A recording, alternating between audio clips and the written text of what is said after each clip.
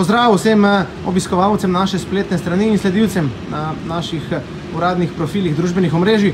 Pred rumeno-modrim objektivom pozdravljam našega branilca Dušana Stojinovića. Dušan, mogoče najprej vrziva oko na zadnji obračun z Aluminijem.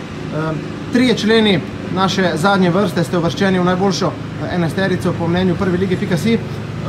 Ob Metodu Jurharju in Juretu Travnerju si tam tudi ti dokaz, da je celjska obramba dobro opravila svoje delo proti Aluminiju. Ja, definitivno, ne samo na tej tekmi, ampak to je tudi potrditev iz vseh treningov, da dobro delamo in da moramo to koncentracijo držati še vse tekme naprej.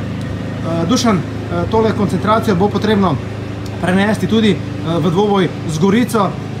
Od samega začetka pa do konca, še kako so sveži spomini tule na dvoboj z Goričani, ko so v 4. minuti že vodili z 2-0 po golih Velikonje in Smajlagića, na to pa se nam je uspelo vrniti in osvojiti vse 3 točke.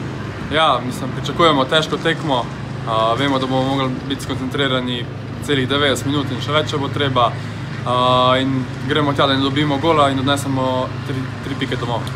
Gorica je brez zmage že 5 tekem, v aprilu sploh niso osvojili točke, nastopili bodo brez Halilovića. Toda vse to ne pomeni, da bomo imeli kaj lažje delo, ravno nasprotno, smo brez Rudija in pa brez Piška. Kako v Gorici priti do vseh 3 točk? Ja, kot ekipa bomo mogli stopiti skupaj in odigrati zelo dobro tekmo, kar se tudi od nas pričakuje, gremo na zmago, nas niti ne zanima, v kakšni postavi so oni, gledamo nase, tako da gremo po 3 pike tja. Dušan, hvala.